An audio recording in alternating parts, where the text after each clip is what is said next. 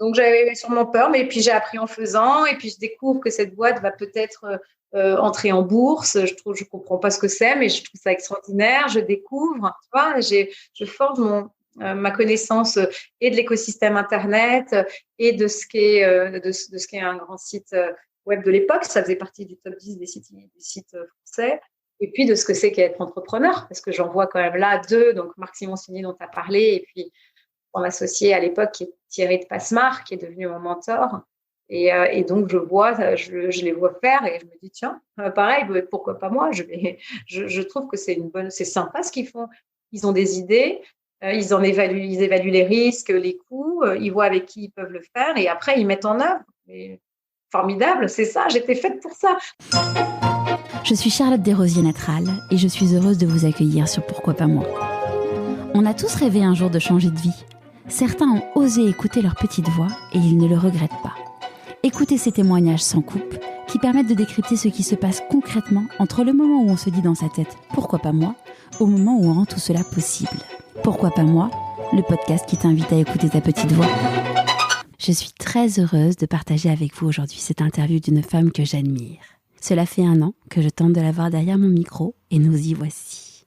Je dois avouer que cette interview a été un petit challenge pour moi car nous n'avions qu'1 heure. Vous ne m'en voudrez pas, pour cette introduction, je parle un petit peu du nez. Les pollens ne sont pas mes meilleurs amis en ce moment. J'ouvre une petite parenthèse. Si le podcast vous plaît, parlez-en autour de vous et abonnez-vous à votre plateforme d'écoute préférée. Et mettre 5 étoiles et un commentaire sur Apple Podcast sera un vrai plus. Allez, je referme la parenthèse. Catherine vient d'un milieu modeste et était une élève brillante. Son mémoire de fin d'études de l'ESSEC a été un virage incroyable dans sa carrière. Elle intègre alors l'agence OMD et se fait débaucher par Marc Simoncini pour devenir directrice générale d'e-France. Suite à la vente de l'entreprise, elle se dit qu'elle a envie d'entreprendre à son tour. Depuis, Catherine aura monté plusieurs sociétés et écrit des livres. Elle est partie vivre 5 ans à New York. Elle revient aujourd'hui en France avec un magnifique projet. Je ne vous en dis pas plus sur la mamie du web, comme on la surnomme. Bienvenue dans l'univers de Catherine Barba. Bonjour Catherine. Bonjour Charlotte. Est-ce que tu pourrais nous parler de l'objet que tu as choisi pour te présenter, s'il te plaît ? Ah oui, alors je te l'ai apporté là. C'est une petite carte que je garde toujours avec moi. Ouais. Je suis désolée, je vais vous imposer toutes mes bondieuseries. Mais ça fait partie de ma vie. Donc, c'est une petite prière de Sainte Thérèse d'Avila qui dit la chose suivante, que rien ne te trouble, que rien ne t'épouvante, tout passe. Déjà, c'est pas mal comme message. Dieu ne change pas, la patience obtient tout. Celui qui possède Dieu, rien ne lui manque, Dieu seul suffit. Et c'est une sainte hyper moderne qui m'accompagne depuis longtemps. Et il y a dans ces petites phrases des choses qui m'habitent et qui me donnent beaucoup de force et qui m'aident à traverser toutes les épreuves avec un détachement que tu n'imagines même pas. Parce que tout passe. Voilà, ça c'est un truc qui est très ancré en moi. Et alors on va faire un petit peu différente d'habitude parce que d'habitude les interviews durent entre 1h30 et 1h40, mais là on a 1 heure. Est-ce que c'est énorme. C'est déjà énorme, oui. Quelque chose qui est très important pour toi, en effet, c'est tout ce qui est spiritualité, le fait que tu sois chrétienne. Et tu disais dans une interview dans le podcast de Mathieu Stéphanie, Génération Do It Yourself, que c'était un peu ton ancrage, et parce que tu as un parcours absolument exceptionnel. Mais à côté de ça, tu es maman, femme d'entrepreneur, tu es entrepreneuse. Et tu disais du coup que c'est quelque chose qui te permet, en effet, de t'ancrer. Est-ce que tu peux nous en dire un peu plus ? Ouais, c'est étonnant de parler de sa foi, hein, mais c'est quelque chose qui est ma source de joie, donc j'ai envie d'en parler, et de confiance. Ouais. C'est ce qui empêche mon cœur de sécher. C'est ce qui me permet de garder toujours beaucoup de recul par rapport à ce que je traverse, par rapport au succès, par rapport aux échecs. Et puis c'est une personne, tu sais, pour moi, ma foi, c'est une relation avec quelqu'un qui est plus grand que moi. Et donc, ça a toujours été dans ma vie. Oui, c'est ce que j'allais te demander. Ça, depuis toute petite, c'est le cas. Bah oui, au début, j'ai eu une éducation catholique, un peu classique. Je le faisais un peu culturellement. Tu sais, au début, tu suis le mouvement, hein. Si j'avais eu des parents d'une autre confession, j'aurais eu la leur. Et puis, jusqu'au moment où il se passe quelque chose, il y a une sorte de rencontre et tu te dis, je suis pas toute seule, quoi. Je suis pas toute seule pour traverser tout ça. Et ça donne du sens. Moi, ça me donne surtout de la joie et de l'énergie. Je peux pas te dire. Donc, je passe du temps tous les jours. J'ai plein de petits rituels de bondieuserie. Je lis beaucoup je reçois des newsletters tous les matins. Je commence ma journée comme ça. Je sais pas comment toi ou les gens qui nous écoutent commencent leur journée. Moi, comme tout le monde, j'allume mon téléphone, c'est horrible. Sauf que c'est pour me connecter à quelque chose d'autre. Donc, C'est ton miracle morning à toi. exactement. C'est mieux que les nouvelles du jour. Ah oui, ça, on est d'accord. Et quand tu dis ça a été une rencontre, c'est un moment particulier dans ta vie? Ouais, je pense. Je suis passée pour une illuminée, mais… Non, alors, je vais te dire, écoute, j'ai interviewé la fondatrice de Loose Collection, qui est une femme exceptionnelle et qui nous a raconté l'expérience mystique qu'elle a vécue en Argentine. Donc, t'inquiète pas. D'accord, donc ça va. Je suis pas de souci. T'inquiète pas, il n'y a aucun souci.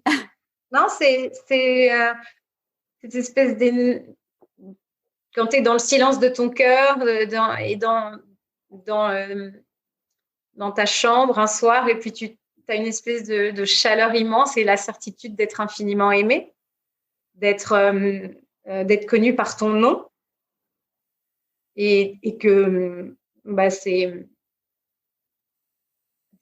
invisible, évidemment, mais c'est une force inouïe. Donc, c'est ça s'est passé comme ça. J'ai une sorte de pluie de chaleur et qui m'a jamais quittée depuis. T'avais quel âge? Je pense que j'étais en 5e ou 4e. D'accord. Ah, c'est très fort. Et justement, en parlant de la petite Catherine, où est-ce que tu as grandi? Où est-ce que tu es née? J'ai grandi dans l'Ouest parisien, à Rueil-Malmaison, dans le 92. Je suis fille unique. D'accord. Et j'étais donc, j'ai fait toute ma scolarité à Danielou. C'est une chouette école que j'ai gardé des bonnes copines pour la vie. Et tu étais quel type de petite fille? J'étais hyper studieuse. J'étais une polarde. J'adorais travailler. J'adorais être première de ma classe. J'aimais que mes parents soient fiers de moi parce que je viens d'un milieu très modeste et pour nous, l'élévation, le fait de se sentir plus libre et de s'offrir des choses, ça passait par l'école. Il n'y avait pas d'autre moyen. Donc, je mettais un point d'honneur à être la meilleure. Puis, j'aimais bien ça. J'aime bien apprendre. Ça, je l'ai gardé. Hein. Toi aussi, j'imagine. C'est un truc à vie. Ouais. Je ne perds jamais. Donc, voilà, j'étais une petite élève studieuse. Après, alors là, attends, les copines te diraient qu'à un moment, il y a une petite vrille qui s'est opérée où j'avais un look complètement improbable, alors que toutes les filles de mon école étaient toutes très jolies. Ouais, Danielou, c'est très classique. Voilà, c'est ça. Et moi, j'étais un peu la rockstar de l'école. La Punky Brewster de l'époque. Alors, j'avais des crêpeurs, j'avais des Doc Martens, j'avais les cheveux courts. Je me coupais les cheveux moi-même, donc je me crayonnais du noir pour pas qu'on voit qu'il y avait des trous. Enfin, vraiment, c'était un bonheur, quoi. Je suis hyper reconnaissante à mes parents de m'avoir laissé dans ce délire.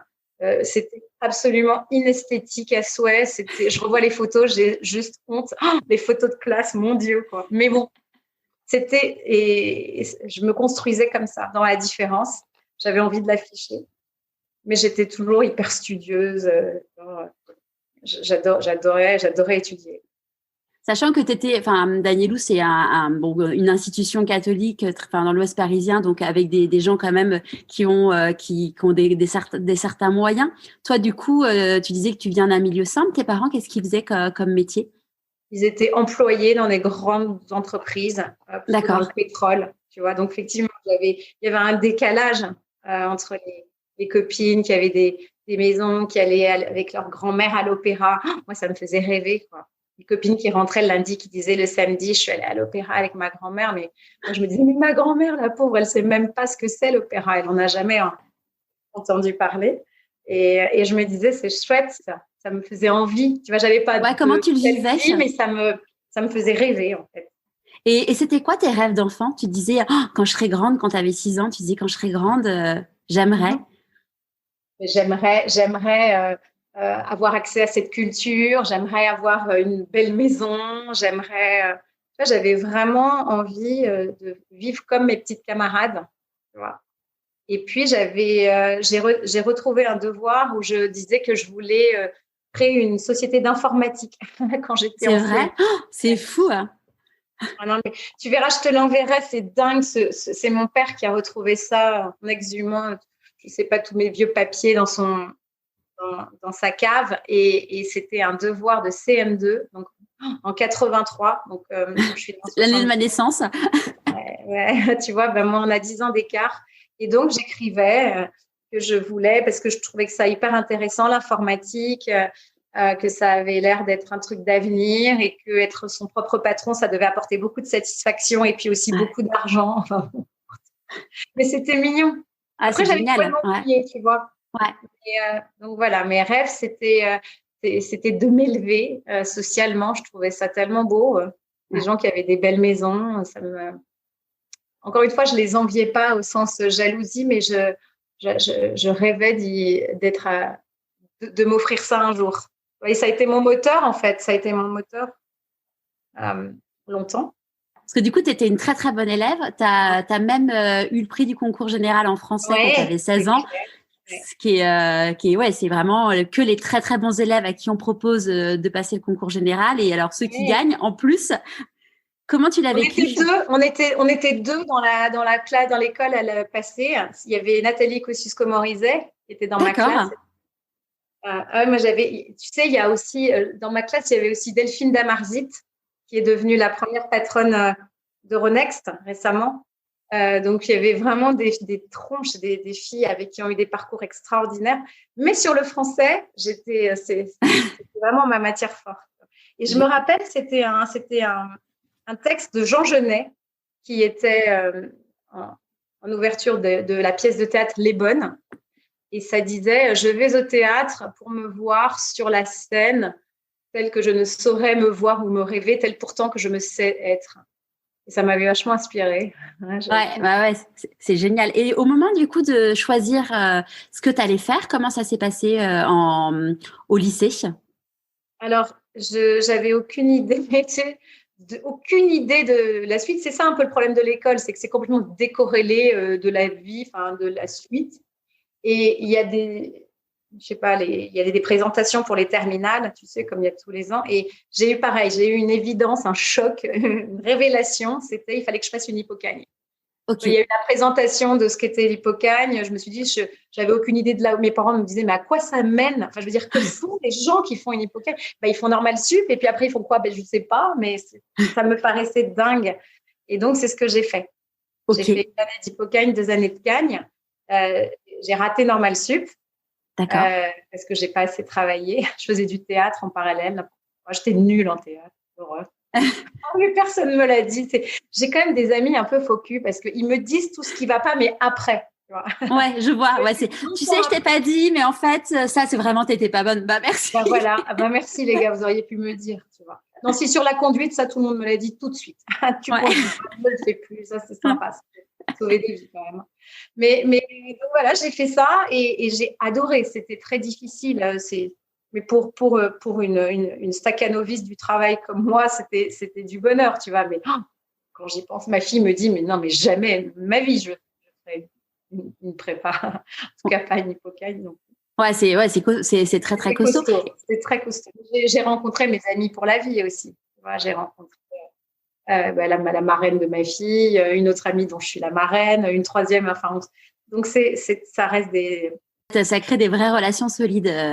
Extraordinaires pour la vie. Dans l'adversité, tu sais, quand tu traverses des choses difficiles avec des gens, forcément, tu as une tendresse particulière pour eux. Donc, moi, c'est ce qui m'est arrivé. Et comme j'avais raté normal et j'avais l'impression que ma vie était finie, tu vois, on parle des échecs. Premier échec, ma propre mère m'a fait la tête pendant 1 semaine, mais c'est normal en même temps. Elle savait que j'avais pas assez travaillé, que j'aurais pu l'avoir, mais donc elle m'en voulait, mais je la comprends aujourd'hui. Mais sur le moment, j'étais effondrée. Et on m'a dit, tu vois, comme tu es admissible, tu étais aussi admissible à l'ESSEC et à l'ESCP, c'est quoi? Je sais des écoles de commerce, mais je sais pas ce que c'est. Ouais, dis passe-les, tu verras, c'est bien. Et on m'a dit, ah, l'ESSEC, c'est où? Ah, c'est en dehors du périph. Non, bah non, j'ai pas envie. Je vais passer un truc à Paris. J'étais complètement stupide. Et voilà, donc j'ai passé le SCP. C'est comme ça que j'étais admise dans l'école de commerce. Et finalement, c'était tellement plus adapté à moi, au fond. Tu vois. Oui, aujourd'hui, ça paraît plus logique, mais oui, bon. j'aurais fait quoi? J'aurais été prof de philo. Bon, j'ai épousé un agrégé de philo, donc finalement, tu vois, tu reboucles. Mais il est devenu à son tour entrepreneur. Quoi, tout est dans tout. Mais je ne savais pas trop ça me menait, mais j'avais l'enseignement, l'exigence intellectuelle, la capacité de boulot, l'ouverture. Tout ça, ça m'accompagne encore aujourd'hui. C'est là que j'ai découvert Giacometti, c'est là que j'ai découvert les portraitistes anglais du 19e siècle, que j'ai découvert mes auteurs préférés. Enfin, c'était dingue. Et donc là, quand tu as été pris à l'ESCP, tes parents, comment ils l'ont vécu? Oh, je pense qu'ils étaient soulagés, oui. Ouais. On dit, quand même, du travail qui va vers des vrais métiers. Ils sont très pragmatiques, mes parents. Ouais, c'était plus concret. Bah oui, et c'était 3 années qui restent assez floues, je dois te dire. C'était une espèce de flou. On faisait beaucoup de soirées.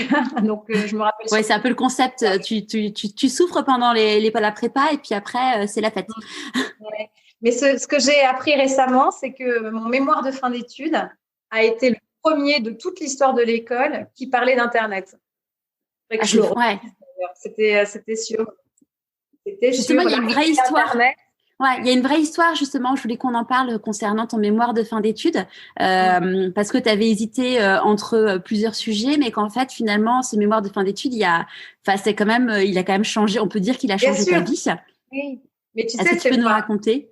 Moi, je suis vraiment quelqu'un, peut-être toi aussi, mais profondément ancré dans le présent. C'est-à-dire que pour moi, le passé, c'est fini, ça n'existe pas. Enfin, j'essaie d'en tirer le bon, mais je n'ai pas mon sac à dos de passé.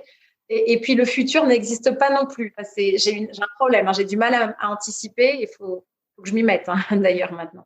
Mais du coup, j'arrivais à la fin de l'école et je n'avais aucune espèce d'idée de ce que j'allais faire.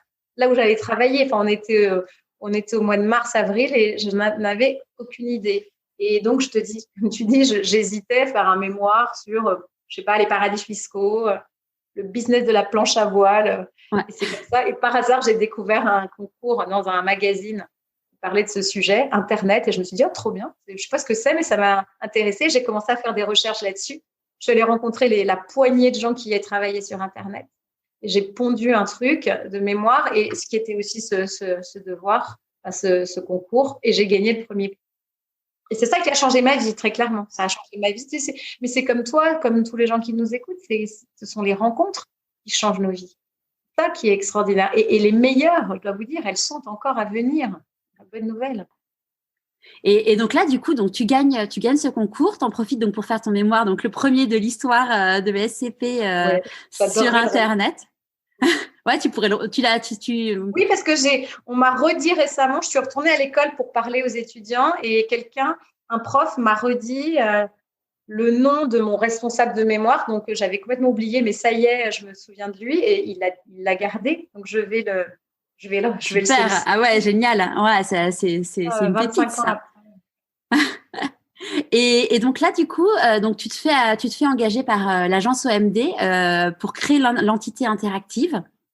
Oui, parce que la présidente du jury de ce concours, elle dirige une entreprise qui est une agence média qui achète de l'espace télé, presse, affichage, radio et qui me dit, moi, nous, Internet, on ne comprend rien, c'est tout nouveau, on est en 96, donc c'est normal, c'est tout neuf. Et elle me dit, mais si ça vous dit, venez, vous avez l'air débrouillarde, venez vous occuper de notre département OMD interactive. Je ne sais pas ce que c'est, mais je trouve cette femme formidable. Ça aussi, c'est une autre belle rencontre. Viviane Pratt, tu vois, on a des bonnes fées sur sa route. Moi, c'était ma fée Viviane. Et j'ai dit, OK, je reviens. Je comprenais absolument rien à ce que faisait cette entreprise. D'ailleurs, le monde de l'entreprise m'était assez étranger. Et je ne m'étais jamais projetée. J'avais fait des stages, c'était des sketchs. C'était plutôt des occasions d'aller aux États-Unis ou d'aller travailler dans des marques que j'aimais bien. Mais la vie d'entreprise, ça ne me plaisait pas du tout. Mais là, je me suis dit, OK, cette femme me plaît. Et puis surtout, l'idée de développer quelque chose de nouveau. J'aime bien ça. vois, quand ça n'existe pas, on ne sait pas, mais on va l'inventer en le faisant. Et c'est devenu un réflexe et c'est génial parce qu'aujourd'hui, c'est ce qu'on doit tous faire finalement. On est amené à faire, à poser des actes, à prendre des décisions. On ne sait pas puisqu'on est dans l'incertitude. Mais moi, j'aime bien ça. J'aime bien quand on ne sait pas et qu'on découvre en le faisant. Créer de rien et emmener loin. Et quand tu dis que la vie de l'entreprise ne te plaisait pas dans tes stages, qu'est-ce qui ne te plaisait pas? Je trouvais ça incroyablement formel, processé. Tu vois, quand j'avais fait un stage chez Guerlain, parce que j'aimais bien cette marque, en fait. Et j'avais découvert, en fait, les stagiaires, il y avait une cantine et il y avait l'espace pour les cadres, l'espace pour les non-cadres. Enfin, c'était des castes, en fait. Et donc, moi, comme j'avais l'intention plutôt d'aller vers le haut, je prenais mon plateau et j'allais dans l'espace de la direction. On m'a dit, non, vous allez là-bas. Et je me suis dit, c'est dingue, ça. Enfin, tu vois, il y avait des aberrations. C'est pas très grave en soi, hein, mais ça me gênait. Et la façon… Ouais, c'est surprenant. Le lien qu'il y avait, la subordination, le côté très obéissance, ça me parlait moyen. Et à ce moment-là, tu t'étais imaginée entrepreneuse? Non, pas du tout. Je me disais que j'étais totalement inadaptée au monde, tu vois. Je me disais, je sais pas. Mais je me pose pas de questions. Enfin, fondamentalement, je suis quelqu'un qui se pose assez peu de questions. Puisque comme je te dis, je suis au présent, je vis ce qui se passe, j'essaye d'apprendre, j'essaye de trouver des solutions. Mais donc, j'ai assez peu d'angoisse, en fait, je peux te dire. Ouais, ça aide à avancer, du coup, quand tu… C'est une chance. Je pense qu'il y a des connexions dans mon cerveau qui ne se font pas, tout simplement. Ouais. Merci, le cerveau. Et donc, je ressens assez rarement d'inquiétude. Hein, ma fille te dirait, ma mère se fout de tout. Pas vrai, mais c'est vrai que je ne m'inquiète pas parce que je me dis, il y a ce sur quoi j'ai prise et ce sur quoi je n'ai pas prise. Ce sur quoi j'ai prise, je vais résoudre l'angoisse par l'action. Donc, je vais entreprendre, je vais faire. Et ce sur quoi je n'ai pas prise, hop, tout passe. Tu vois, petite carte. Ça passe. Donc, au final, et puis on n'est pas tout seul. Donc, j'ai pas je savais pas trop. Ouais. Même quand je sais pas, c'est pas une source d'inquiétude. Ouais. Donc là, tu restes 3 ans et il y a un déjeuner. Tu vas chez un prospect qui s'appelle eFrance, donc qui a été créé par Marc Simoncini, qu'on connaît tous, qui suite à un déjeuner te propose un job, pas un simple job. En fait, c'est pas un prospect, c'est un client. C'est un client. D'accord. Moi, je faisais de l'achat d'espace, j'achetais de la pub sur des sites. Et j'avais acheté une campagne de publicité pour Sony sur le site eFrance. Et donc, pour me remercier, les fondateurs et les patrons de cette boîte m'invitent à déjeuner. Et puis, on a un bon échange. Et à la fin, ils disent, on cherche un directeur général, ça vous intéresse? Je dis, ouais, oui, ok. Et donc, je rentre du déjeuner et je dis à Viviane, je vais partir. En fait, j'ai rencontré ma future société. Ne pas y aller, c'est mon histoire, je crois. Et elle me dit, mais qui sont ces gens? Je veux les voir, je veux savoir s'ils sont sérieux. Mais tu veux quoi? Tu veux créer une entreprise? Mais fais-le, nous, on va te financer. Enfin, en fait, je dis non, je sais pas. Et bon, ils sont bien entendus. Elle me dit, c'est bon, tu peux y aller. On peut être gentil avec toi. C'est tellement mignon. Ah, c'est fort, c'est… Mais tu sais, ça me fait penser à une chose, et ça aussi, ça oriente ce que je fais aujourd'hui avec les plus jeunes ou les gens que je croise d'ailleurs, c'est comment est-ce que tu arrives à être un passeur de confiance pour les gens. Moi, j'ai eu la chance de rencontrer des gens qui m'ont transmis de la confiance en moi, simplement parce qu'ils m'ont regardé en me regardant capable de faire des choses et que moi-même, j'ignorais totalement que j'en étais capable. Mais le simple fait que des gens que tu admires te regardent avec confiance, tu finis par te hisser à la hauteur du regard qu'on a posé sur toi. Et donc, tu deviens capable de faire, tu vois. Et ça, on a tous l'opportunité de croiser des gens comme ça. Et quand on sent que c'est peut-être ça, il ne faut pas les rater. Il ne faut pas les rater parce que c'est ça notre rempart. Tu vois, c'est un énorme rempart face à l'incertitude, la peur de mal faire. Non, il y a des gens qui te regardent avec cette bienveillance-là. Un peu de folie aussi, parce que moi, je me disais, ils sont fous de me croire capable. Je ne sais pas faire, mais en même temps, je vais quand même essayer, je vais tout donner. Justement, quand ils t'ont dit, on te propose un poste de directeur général, enfin de directrice générale, comment tu le vis? T'es comment intérieurement? Je me dis, c'est fou, c'est fou ce truc. Mais encore une fois, je me dis, je ne sais pas faire, mais je vais faire. Moi, c'est ce qui me stimule, en fait. Tu vois, Ouais. je me dis, ils sont là, ils me font confiance, ils ont l'air d'être très solides, ils vont m'épauler. Voilà, je vais toujours, puis il y a des gens qui pourront m'aider. Je ne suis pas toute seule, en fait, on n'est jamais seule pour faire. Et quand on parle beaucoup des femmes qui attendent d'avoir 200% d'une expertise pour pouvoir accepter un poste, alors là, moi, je suis très masculine dans le truc. Là, je pense que j'avais 20%, mais j'ai dit go, go, go, quoi. Ouais. T'as pas eu de peur? Sûrement, je devais être morte de trouille, mais encore une fois, la peur se dissout dans l'action, en fait. J'ai commencé à énormément étudier, à devenir experte du sujet. Qu'est-ce qu'ils faisaient? Ils hébergeaient des pages perso. C'est quoi les pages perso? C'est quoi un rôle d'hébergeur? Donc, la connaissance, le fait de connaître te permet d'avoir moins peur. C'est comme aujourd'hui, en fait, tu sais, on n'arrête pas de t'expliquer que il faut, le monde de demain sera très différent, certes, mais il y a certainement des compétences qu'il faut que tu acquières pour être plus à l'aise. Et donc, il faut se mettre à les acquérir. Et je vais aider. Moi, je crois que je vais aider là-dessus. Je te raconterai ma nouvelle boîte après. Ouais, avec grand plaisir. Et donc, une fois que tu sais, le savoir, c'est quand même un socle solide. Donc, j'avais sûrement peur, mais puis j'ai appris en faisant. Et puis, je découvre que cette boîte va peut-être entrer en bourse. Je comprends pas ce que c'est, mais je trouve ça extraordinaire. Je découvre, tu vois, je forge ma connaissance et de l'écosystème Internet et de ce qu'est un grand site web de l'époque. Ça faisait partie du top 10 des sites français. Et puis de ce que c'est qu'être entrepreneur, parce que j'en vois quand même là deux, donc Marc Simoncini dont tu as parlé, et puis mon associé à l'époque qui est Thierry de Passemar, qui est devenu mon mentor. Et donc je les vois faire et je me dis tiens, pareil, pourquoi pas moi? Je trouve que c'est sympa ce qu'ils font. Ils ont des idées. Ils évaluent les risques, les coûts, ils voient avec qui ils peuvent le faire et après ils mettent en œuvre. Et formidable, c'est ça, j'étais faite pour ça. Je pense qu'à ce moment-là, le devoir de CM2 est revenu à la surface. Et donc, du coup,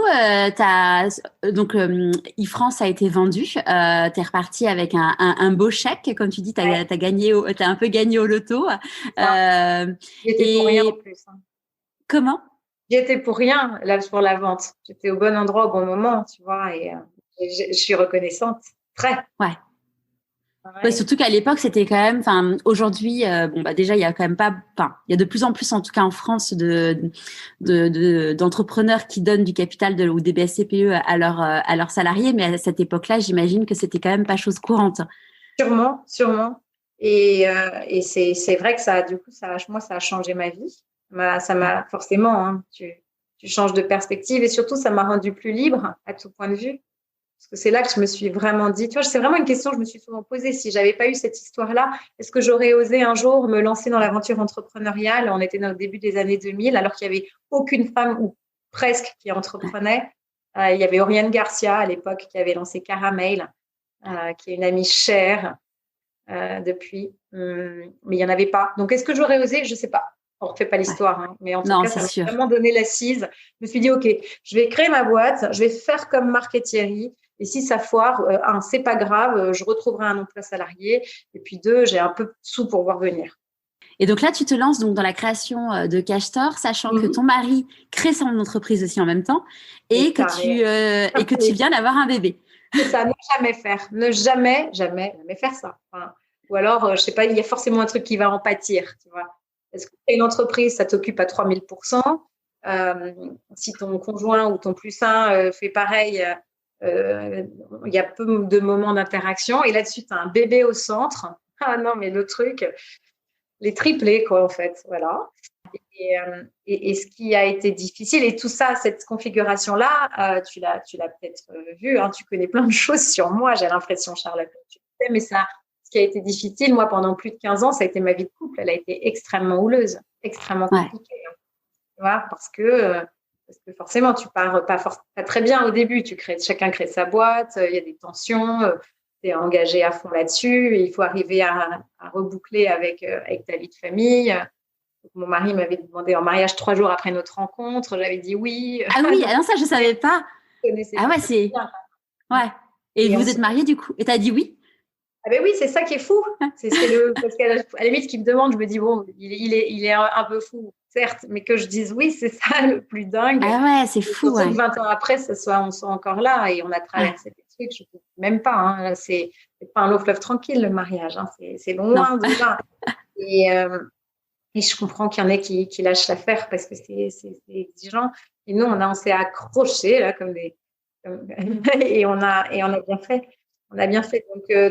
Donc ça a été difficile. Ça a été difficile. Et encore, on avait qu'un seul enfant. Je pense qu'avec deux, alors on aurait explosé en vol beaucoup plus tôt. Mais je connais bien les thérapeutes de couple, je connais bien tout ça, c'est formidable. Je pourrais. Tu pourrais écrire un bouquin ou faire un podcast là-dessus, quoi. Oui, sur la thérapie de couple. Ouais. Ouais. Et votre fille, vous l'avez eue au bout de combien de temps après vous êtes rencontrés? En fait, on s'est rencontrés, on s'est mariés 1 an après, on l'a eu 1 an après. Ouais. N'importe quoi. Je pense que en fait, l'amour, c'est pas. J'ai découvert qu'on pensait qu'on était fait l'un pour l'autre. C'est pas vrai. En fait, on se fait l'un à l'autre. C'est une espèce d'ajustement, de frottement, et puis qui est de plus en plus. Ça s'emboîte mieux, quoi.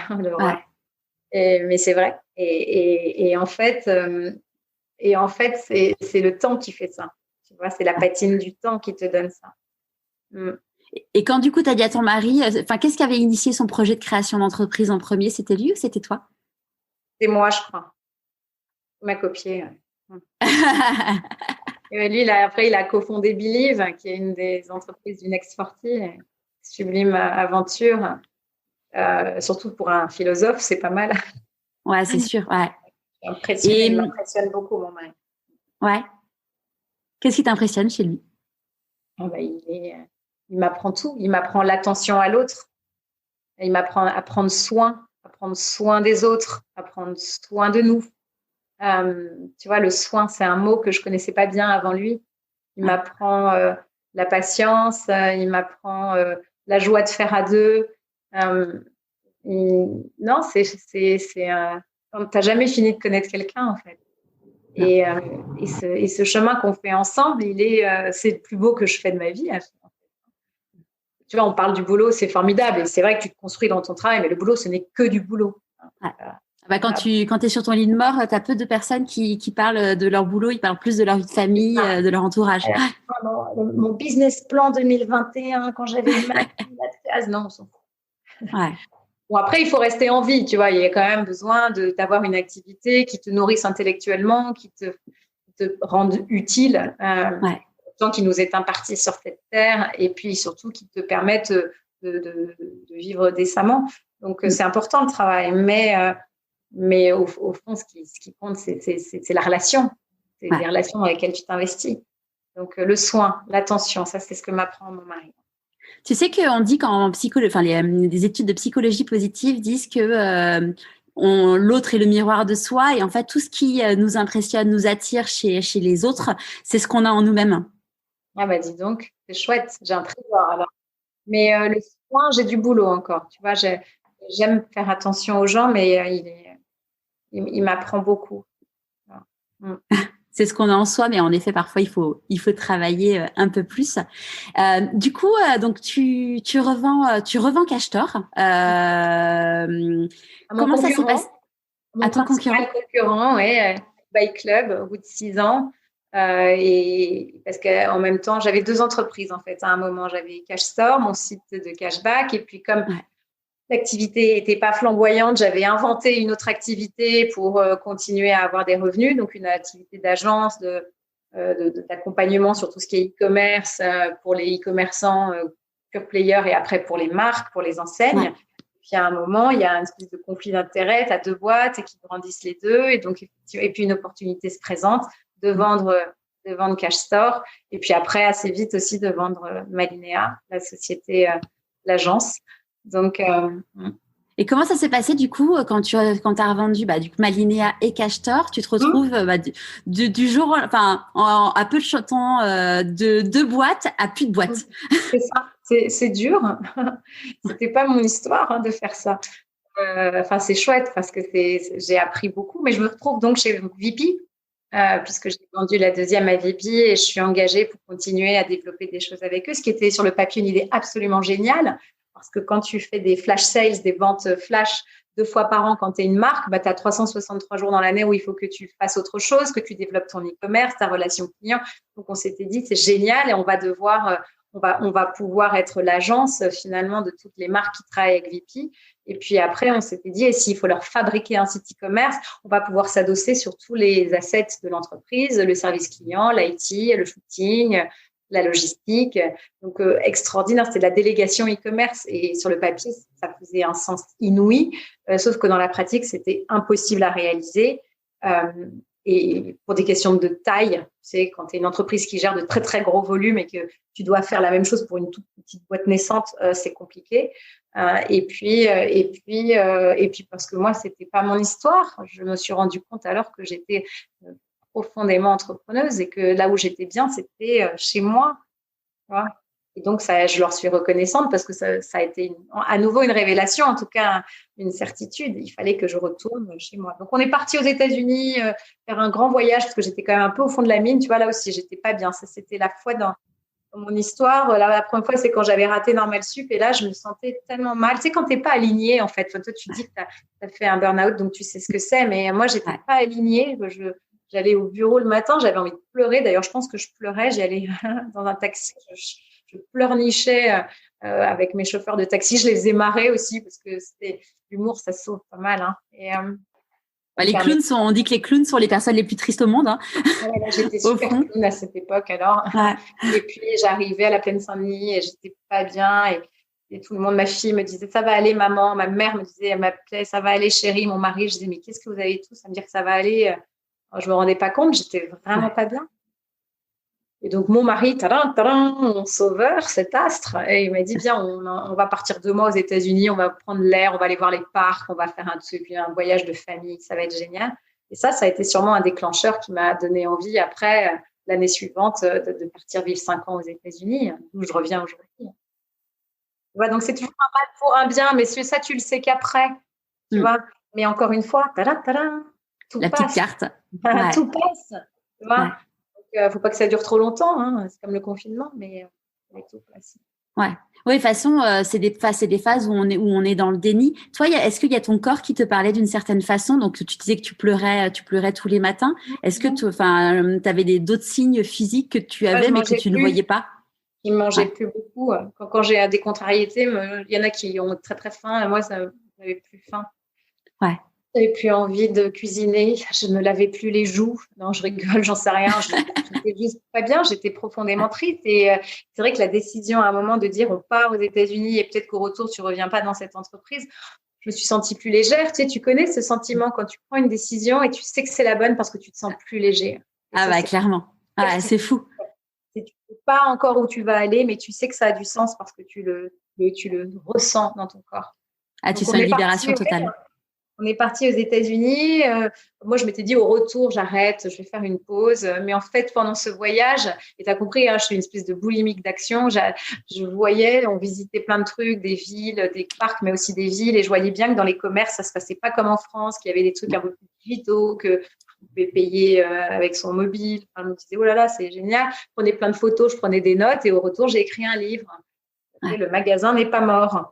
Et donc, je l'ai sorti, je l'ai publié. Et puis, tout d'un coup, j'ai eu plein de gens qui me contactaient, des marques, des enseignes, qui étaient des CCI. Venez nous le dire, madame, qu'il n'est pas mort, ce magasin. Venez donc. Et donc, je me suis improvisée conférencière pendant 1 an. J'ai sillonné la France. Je suis allée parler dans toutes les conventions de toutes les entreprises. Puis, j'aimais bien ça, en fait. Hein. J'aime bien être sur scène. Et puis, une personne qui a fait Cagne, Hippocagne, écrire un livre, ça faisait sens aussi. Ah bah oui, non, là, en plus, j'en avais déjà écrit un avant. J'avais déjà écrit 2020, la fin du e-commerce, la mort du e-commerce. La fille qui fait que des trucs sur la mort. C'est la mort du e-commerce. Le magasin n'est pas mort. Mais, et donc, oui, j'aime bien écrire. J'aime bien ça. Et du coup, je me suis improvisée conférencière et j'adorais aller à la rencontre des commerçants de proximité, à la rencontre des grandes enseignes. Et ça me permettait vraiment d'avoir des échanges avec les dirigeants à chaque fois et de comprendre quels étaient finalement les ressorts d'une entreprise qui se réinvente plus vite qu'une autre, qu'elle soit grande ou petite. Comment tu fais pour, surtout dans le monde dans lequel on est où tout va très vite, c'est qu'est-ce qui rend capable de s'adapter ou pas, d'être flexible ou pas, d'accepter le changement ou pas. Donc, je me faisais ma petite enquête en même temps que je faisais mes conférences et ça m'a permis de me dire, tiens, ça m'intéresse. Ça, c'est si je créais une entreprise pour un laboratoire sur la transformation, en fait, hein, et pour aller plus loin. Et donc, c'est ce que ça a été ma société suivante et que j'ai créée, non pas en France, mais aux États-Unis. En disant, je vais ouvrir un observatoire sur la transformation. Je me disais, les Américains, ils doivent forcément être plus avancés que nous. Ils sont plus entrepreneurs, ils sont plus dans le changement. Pas du tout, hein, c'est pas vrai. Mais enfin, en tout cas, pas plus dans le changement. Enfin, la capacité au changement n'est pas liée à ta nationalité. Et donc, voilà, c'est comme ça qu'on est parti aux États-Unis. On a passé 5 ans et là, on vient juste Ouais, vous venez juste de rentrer. Du coup, on en parlera après de ton nouveau projet. Dans les dans les événements très importants dans ta vie, enfin très importants en tout cas du regard des autres, c'est que tu as été chevalier de l'Ordre du Mérite et chevalier de la Légion d'honneur. Comment ce qui est quand même. Toi. Je trouve que c'est une reconnaissance, tu vois. C'est amusant parce que cette semaine, j'interviewe aussi Pauline Dorgeval, qui est la fondatrice de Mille et une listes, qui elle aussi. Ouais, avec plaisir. C'est ma première boss, Pauline, chez Mille et une listes, et donc qui est chevalière de la Légion d'honneur. Donc vous êtes les deux seules personnes que j'interviewe à date qui ont ce statut. Oui, tu verras que dans la liste des gens qui l'ont eu, il y a quand même aussi pas mal d'imposteurs. Enfin, je veux dire, pour moi, c'est vraiment pas une reconnaissance. Non, tu l'as pas vécu comme. Ouais, tu l'as pas vécu comme ça, non? Non, pas du tout. Je l'ai vécu comme un moment de rassembler les gens que j'aime, de rendre mes parents fiers. Ça, c'était super important pour moi. J'ai une sorte de dette envers eux, tu vois. Enfin, mais j'ai vraiment toujours besoin de leur dire merci de quelconque manière. Donc ça, c'était un énorme merci à mes parents. Mais honnêtement, ça n'a pas fait de moi une personne plus fiable, plus à l'écoute, plus intelligente, plus aimante. Heureusement. Ouais. Mais donc, voilà, c'est vrai que c'est marrant. Et puis, ce regard des autres je suis pas tellement. T'es pas dans l'ego. Alors, j'ai pas d'ego, non. C'est dingue. Pas d'ego. C'est bien. Non. Bien. Donc, en revanche, ça reste un souvenir extraordinaire parce que à l'occasion de cette cérémonie, ma fille a prononcé un discours assez dingue qui a été vu 1 million de fois sur LinkedIn. On peut le retrouver, mais on va essayer de le trouver. 5 minutes, qui m'a fait rire et pleurer et qui apparemment a beaucoup plu aux gens. Ah, c'est super. Tu savais qu'elle allait le faire? Je savais qu'elle préparait quelque chose parce que ma grande amie de New York, Karine, m'avait dit j'ai préparé avec ta fille, mais t'inquiète, ce qu'elle dit, c'est parce que je vais peut-être pas révéler des trucs épouvantables sur moi, car il y en a. Non, mais elle avait déjà fait un petit discours pour le mérite. C'était trop mignon. Elle était petite. Et là, elle avait 15 ans. Donc, j'avais peur. On était pas très. On était un peu en conflit à l'époque. Mais donc, voilà, je savais qu'elle allait dire un truc, mais aucune idée de ce que c'était. Ah, moi, je sais que j'étais là le jour où Pauline a reçu sa Légion d'honneur. Et en effet, c'est vraiment un très, très beau moment. C'est ce moment-là. Et du coup, bon, ça, c'était une petite parenthèse. Dans les choses pour, entre guillemets, qui t'ont fait connaître du grand public, tu as eu 2 interventions sur M6. Ouais. Ça, comment tu l'as vécu? Alors, quand tu dis 2, tu fais… Parce que la première fois… Alors, il y a Entreprendre, c'est grandir. Voilà, ben ça, c'était vraiment… Tu sais, à l'issue, il y avait eu quelque chose qui s'appelait les Assises de l'entrepreneuriat. Ça a l'air très, très loin comme ça, mais c'était il y a quelques années seulement, à une époque encore où les entrepreneurs en France n'étaient pas tellement des héros. Hein, et il y avait une vraie dichotomie entre les grandes entreprises, les pouvoirs publics et les entrepreneurs qui étaient un peu des parias. Et pour moi, ça a été ces assises qui ont été faites sous l'égide de Fleur Pellerin à l'époque. Ça a été vraiment un passage à quelque chose d'autre. Et on devait pondre 40 mesures pour le président de la République, pour dire comment est-ce qu'on peut se transformer plus vite et devenir on parlait pas de Startup Nation à l'époque, mais c'était ça. Et donc, je m'étais dit, il faut mettre en avant la diversité dans la création d'entreprises. Et donc, il faut mettre en avant des profils féminins et puis que les gens se disent, pourquoi pas moi, encore une fois, hein, je peux y aller. Tiens, il faut faire une émission télé avec des programmes courts. Mais donc, j'ai passé quasiment 2 ans à chercher des sponsors que j'ai trouvés. C'est Arkea qui m'a financé et on a fait ce programme et on l'a fait pendant 3 ans.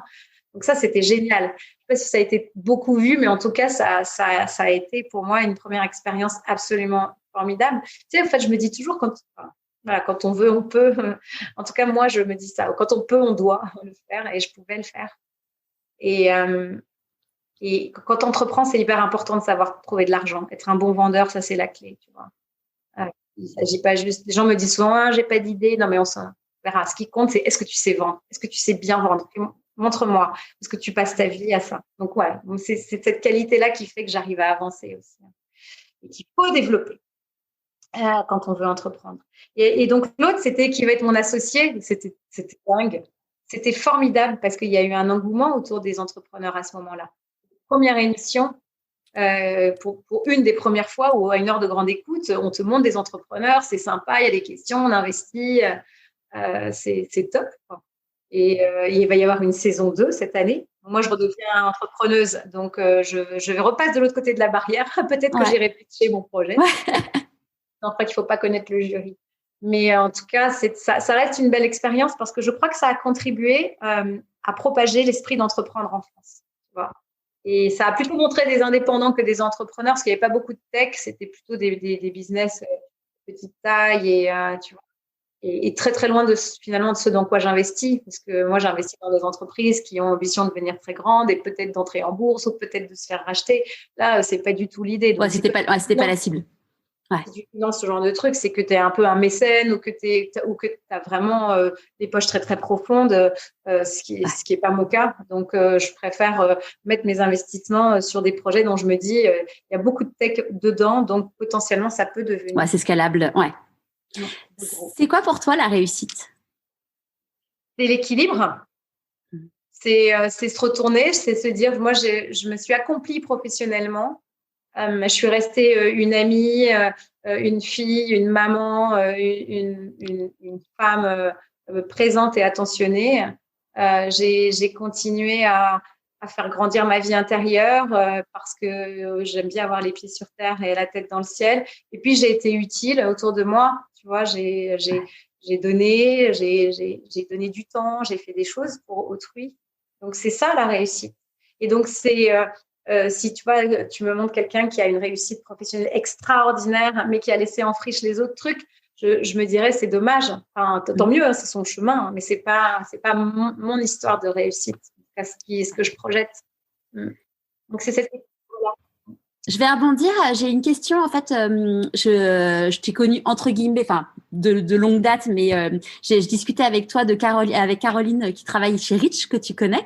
Et donc quand tes personnes on échange, je leur laisse la possibilité. Donc je suis actionnaire, oui. Ouais, exactement. Et du coup, je leur propose de poser une question. Et donc la question de Caroline pour toi aujourd'hui, c'est quel entrepreneur tu as rencontré qui t'a le plus impressionné et pourquoi? Ah bah d'accord. Merci Caroline. Ah bah merci Caroline. C'est pas très original. Hein. Enfin, c'était le premier, c'était Marc Simoncini, bien sûr. C'est lui qui a révélé cette envie d'entreprendre chez moi en fait. Tu vois. Et puis qui m'a toujours impressionnée par sa rapidité, son intelligence, sa vision. Donc sur la partie création d'entreprise et réussite entrepreneuriale, bien sûr. Ça reste mon modèle. Qu'est-ce que tu penses que la petite Catherine dirait, la petite Catherine de 6 ans dirait si elle te voyait aujourd'hui? Elle me dirait give me 5, well done. Non, mais elle dirait non, je pense qu'elle me raconterait une blague peut-être aussi. Qui dit choix dit renoncement, c'est quoi tes renoncements à toi? J'ai renoncé à avoir une famille nombreuse. Enfin, c'était pas non plus un déchirement. Hein. Je pense que j'aurais été pas terrible comme mère de famille nombreuse. Mais c'est vrai que quand je vois mes amis qui ont 2, 3, 4 enfants, je me dis, ça doit être tellement chouette. Ouais. Ça doit être tellement chouette de faire grandir une fratrie. Je sais pas si toi, tu as des frères et sœurs. Moi, j'ai un frère. Ouais. Et c'est vrai que c'est quelque chose que je connais pas. J'ai pas de regrets, tu vois. C'est-à-dire que c'est pas un truc qui me déchire. J'aurais tellement aimé avoir d'autres enfants. Non, c'est pas vrai. Ouais. Mais je pense que j'ai renoncé à ça. C'était un choix, bien sûr. Ouais, ça a été un choix du coup pendant toute. Ah ben oui. Ouais. C'est-à-dire que sinon, je sais pas vraiment. Hein, je savais que si j'étais enceinte d'un autre enfant, soit mon couple partait en éclats, soit mon boulot allait être bancal, soit je pouvais pas. Je me connais. Hein. Et du coup, parce que mine de rien, en effet, tu te connais très bien et de toute façon, je pense que ça fait forcément partie de la clé de tout ça. Comment tu as appris du coup à bien te connaître? Comment je me connais bien, mais je me raconte pas d'histoire, hein. Je suis assez lucide sur ce que je sais pas, mes qualités. Qu'est-ce qui m'a permis de me connaître comme ça? Je pense que j'ai des amis simples et vrais. Je m'entoure de gens qui sont vrais, tu vois. Aussi bien, mais même mes parents, mon mari, ma fille, mes amis du cœur me disent ce qui déconne chez moi. Enfin, Ouais. ils me disent, tu vois, mais en même temps, un ami, c'est quelqu'un qui te connaît bien et qui t'aime quand même. Ouais. Et donc, j'ai la chance d'avoir des gens qui me disent vraiment les choses. Ouais. C'est ça, un Sauf ami. pour le théâtre, mais après coup. Ouais, le théâtre, ils m'ont pas dit tout de suite, ça, c'est pas cool, hein. Mais maintenant, je demande aussi comment je pourrais m'améliorer, qu'est-ce qui va pas? Qu'est-ce qui va pas dans ce que je fais? Qu'est-ce qui va pas dans la façon dont je te gère? Et ma fille, elle m'aide énormément là-dessus. Elle me dit, à un moment, j'ai fait passer le boulot avant la famille. Elle me dit, tu dis toujours ce qui va pas, mais tu me dis pas ce qui va, ou ce qui va, c'est normal. Et waouh, elle le dit sans filtre, et ça m'aide énormément. Donc, je pense que c'est se connaître soi-même, c'est s'entourer de gens qui te disent, avec évidemment beaucoup d'amour, hein, parce que souvent, c'est des trucs qui grattent un peu, ça te fait pas plaisir. C'est sûr. De quoi tu es la plus fière aujourd'hui? Bah, ma famille. Enfin, ma famille, ma fille, d'avoir gardé la relation avec mon mari, d'être présente à mes parents, à mes potes, et d'arriver à peu près gérer tout ça en même temps que je continue à me réaliser dans mon travail. Et ma fille qui est là. Qu'est-ce que tu as envie de dire à une personne qui ne connaît pas ton histoire et qui te dit, mais en fait, tu n'en es là que grâce à de la chance? Eh ben, je dirais, t'as raison. Et oui, il en faut de la chance. Bien sûr qu'il en faut. Après, tu la transformes ou pas. Mais forcément, il y a des gens qui se sont présentés sur ma route. Il y a et ça, c'est certain. J'ai cette chance. Mais après, je me dis, je me dis pas pourquoi je l'ai, c'est en vue de quoi. Et si je rencontre quelqu'un ou j'ai une opportunité, après, je remonte mes manches et je bosse pour la transformer. Et c'est clair qu'il faut de la chance. C'est une énorme part du chemin. Est-ce qu'il y a un conseil que tu aurais aimé qu'on te donne et que du coup, tu voudrais donner aujourd'hui? Oh là là, qu'est-ce que j'aurais voulu qu'on me dise? Qu'est-ce que j'aurais aimé qu'on me dise? Tu sais, chérie, il y a ma fille là qui est là. Je vais lui demander. Qu'est-ce que j'aurais aimé qu'on me dise? J'aurais aimé qu'on me dise. Ça, on me l'a dit. Non, mais qu'on me dise tout passe. Par contre, je fais pas de bruit, chérie, s'il te plaît. Non, mais parce que là, c'est en live, donc embarque tes machins. Les enfants. En fait, jamais. Non, je rigole. Ouais. Moi, j'en ai deux, mais c'est pareil. Non, mais j'aurais bien aimé qu'on me dise la patience obtient tout. Ouais. Vraiment. Et parfois, et j'aurais aimé qu'on me dise ça se passe jamais comme tu l'as imaginé, mais accueille ce qui arrive. Accueille ce qui arrive, tu vois, le bon comme le mauvais, parce que c'est ton histoire. Voilà.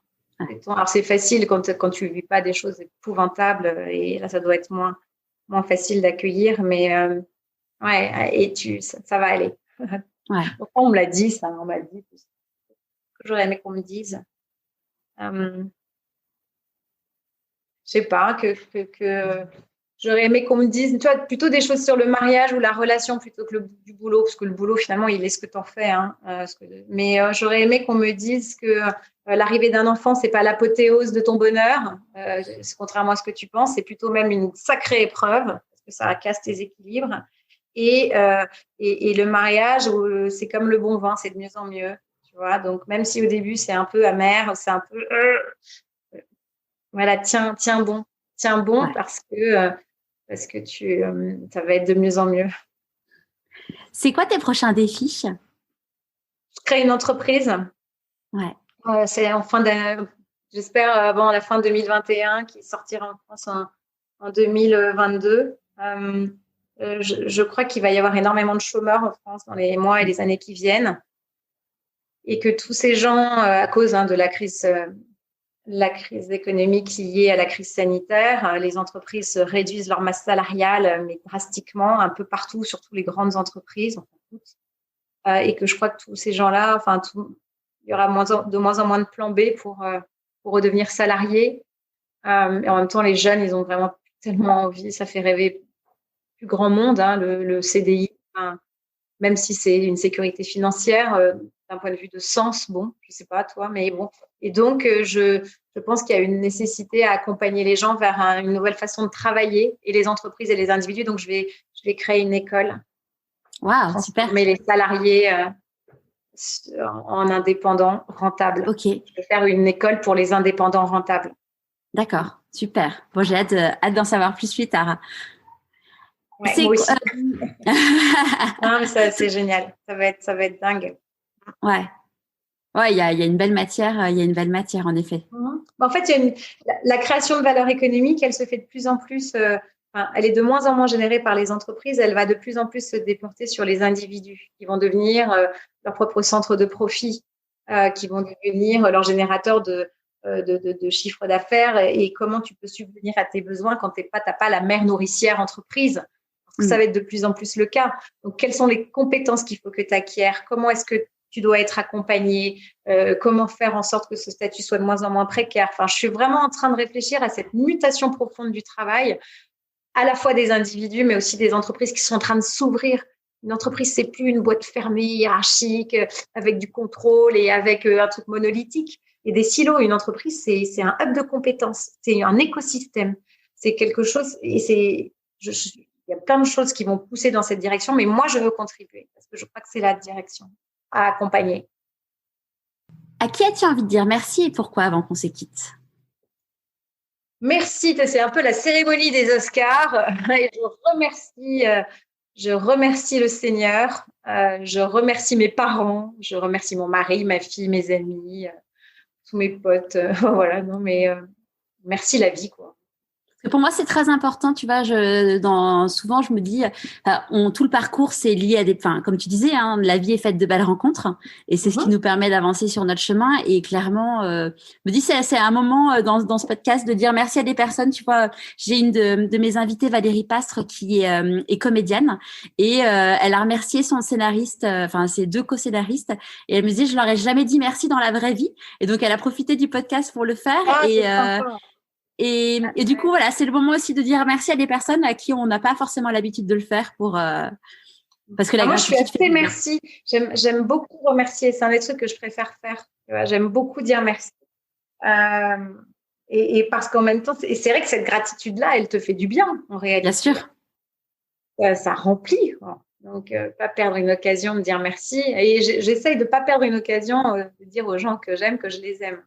Ouais. C'est pénible, d'ailleurs, ils n'en peuvent plus. Mais parce que finalement c'est ça qui nous ancre ici et maintenant, c'est ce lien, c'est la relation, et si on est fort de ça, on pourra traverser plus facilement les épreuves, et puis 2, trouver du sens, à la fois une direction et une signification. J'aime bien. Et donc je te dis merci, Charlotte.